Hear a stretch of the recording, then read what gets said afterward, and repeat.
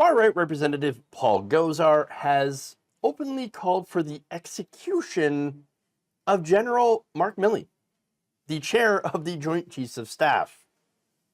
Why? Well, we'll get into it. In his newsletter this weekend, published to his congressional website, Gosar accused Milley of being a quote-unquote homosexual promoting BLM activist who delayed the military's response to January 6th. Now, no, hold on, wait a minute. So all of that is bonkers, for one. Homosexual promoting BLM activist. No, oh my God, no. But what's more interesting about this is criticizing the military's response to the January 6th riot. Well, wait a minute. Again, Gosar is an election denier who has in the past claimed that he started the quote-unquote revolution, which referred to the Capitol riots.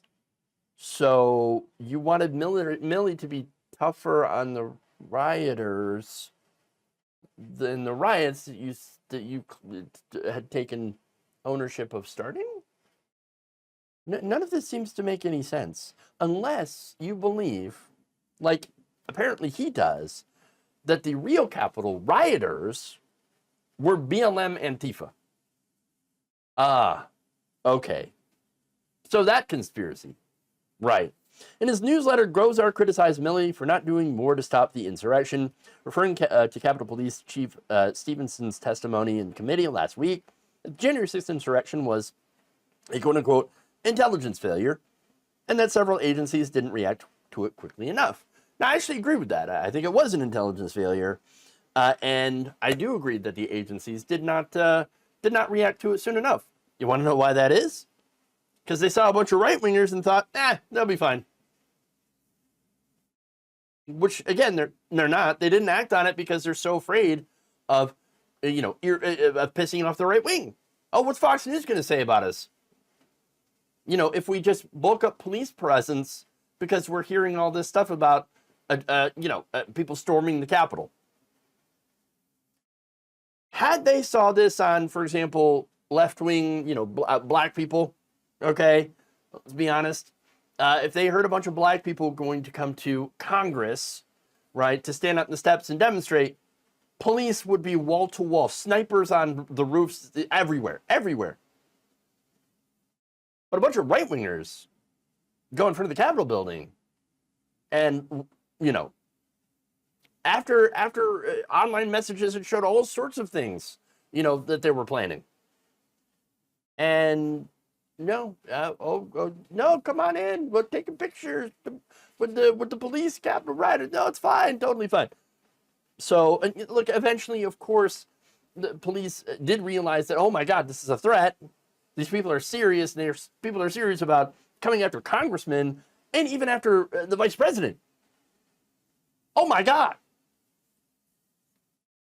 So, look, the other thing too, by the way, is the response.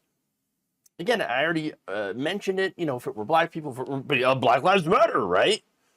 They probably thought, they're not Black Lives Matter. They're going to be violent, right? Well, here's the thing. The demonstration from the demonstrators in Black Lives Matter, 93% of them were peaceful, all these demonstrations.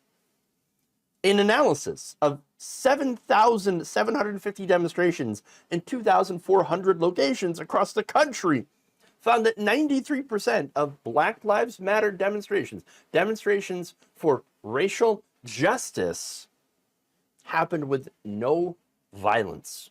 None. And we're talking millions of people being involved. Okay? In 2020, law enforcement agencies made more than 14,000 protest-related arrests, often detaining people who engaged in civil disobedience, as well as acts of violence. A review by the Associated Press found that many were young suburban adults with no previous run-ins with the law or ties to Antifa. But no, it's the left, it's the Antifa, it's the BLMs. It's somehow Mark Milley's fault. Anything but us, no! In his newsletter, Gosar continues to write, but even after approval was given, General Milley, the homosexual promoting BLM activist chairman of the military Joint Chiefs, delayed. Notice how he has to add a bunch of stuff like, oh, yeah, it's going to make these people sound real bad. Wait, homosexual promoting BLM activists? That sounds pretty based, actually. I love it. What's wrong with that? But again, it's a bunch of things that the right is scared of. He said the deviant Milley worked with then Speaker Nancy Pelosi. Yes. Nancy Pelosi's gazpacho police. And conspired to hurt President Trump and treasonously working behind Trump's back. Okay, first off, Nancy Pelosi didn't do anything to delay Capitol Police during January 6th. Why would she? She was in danger. That's a conspiracy theory. It's been completely debunked. It's nonsense. And it's not like I'm a fan of Nancy Pelosi, but I am a fan of information that is factual. Whereas Gosar, not a fan. Furthermore, he writes, in a better society, quislings like the strange sodomy promoting General Milley, oh my God, would be hung. He had one boss, President Trump, and instead he was secretly meeting with Pelosi and coordinating with her to hurt Trump. That is when he wasn't also secretly coordinating and sharing intelligence with the Chinese military. What intelligence? He basically told the Chinese, like, we're not attacking you. Don't worry. We're not going to attack you. We're not going to do a sneak attack. Okay? And also, don't worry. We're stable. We're a stable democracy. Everything's fine. Just ignore what's going on here on January 6th. We got this. It's fine. Democracy's messy. That's really it. But, like, okay, in a better society. No, in a better society, people like Paul Gosar would be nowhere near power because they're crazy. They're insane. 6 of his siblings came out during his campaign and released an ad against him. That's how crazy this guy is. Look, I know families disagree and all, but when a good portion of your family, of your siblings, actively run an ad campaign against you, you know that's bad. That's really bad. Like when they're like, we feel compelled to speak up because this guy, we know him, he's nuts. Of course, they were correct about him completely. Look, here's the thing. Mark Milley, I'm not defending the guy. He's not a leftist, okay? But as far as I can tell, he has attempted to not be political. Yes, he was involved in the, that church where Trump had cleared out protesters, had ordered the clearing out of protesters with the tear gas and stuff. Like, that was really bad. And afterwards, he's like, oh my God, I should have never been there. So it's one of those things, right? So failed at not being political. But at the same time, everything seems to be politicized at this point by the right wing. Now, Milley said in an interview published last week in The Atlantic that Trump had asked him when he offered him the position as chair of Joint Chiefs, if he was, quote unquote, soft on transgenders. His response was, I'm not soft on transgender or hard on transgender. That's an interesting phrase, interesting way to put it, but okay, I get what he's saying. I'm about standards in the U.S. military, about who's qualified to serve in the U.S. military. I don't care who you sleep with or what you are. Trump did, which is why he banned transgender people from the military until Biden reversed it. So that's where he stands, right? Now, Milley said in the interview, quote, Trump's attitude towards the uniformed services seems superficial, callous, and at the deepest human level, repugnant. Well, I mean, I can't disagree with any of that. Now, at the same time, though, Milley, for some reason, decided to defend the cancellation of drag shows at military bases. Why? Why not? Why not have drag shows there? It's just entertainment, right? That's all it is. It doesn't make any sense. I mean, their standard argument about, well, we got to protect the children from the drag queens doesn't even apply here. There's no children there. Doesn't make any sense.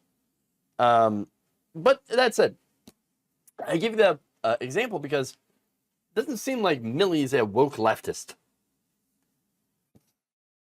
It doesn't matter. Because the reason that they hate General Milley is because he criticized Trump. That's it. That's all it takes. Now, Democrats, by the way, have also been defending Milley, which again, I don't think he needs. I don't really think he needs to have either side on his side, honestly. And look, it wasn't too long ago that Democrats were also criticizing Milley for saying that the response was to January 6th was, quote, sprint speed and super fast, which it wasn't. It wasn't. Nancy Pelosi was correct on this when she criticized Milley. And now Gosar says the same thing. Ironic, but guess what? They're both right.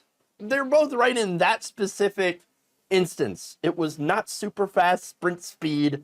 And yes, there were issues with the response to January 6th, as I pointed out before. Yes, broken clocks, right? This is strange.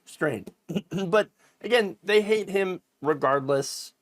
And you know, they hate him for allowing so-called critical race theory into the military. Which again, critical race theory is just a way of looking at studying how racism, systemic racism, like for example, in the military, has had an effect on people even up till today. So it's kind of important when you're a big institution like the military to look and say, hey, you know, if we had any racist policies in the past that, you know, might have had an effect on unit cohesion, perhaps, you know, like, for example, the experimentation on black soldiers, things like that, you know, that would have some kind of effect on people today. Maybe we should look into that. And yet the right's calling it woke. Oh, how dare you? How dare woke? No, this is a good example of how insane the right wing has become on this. And again, Gosar and insanity, they're synonymous at this point.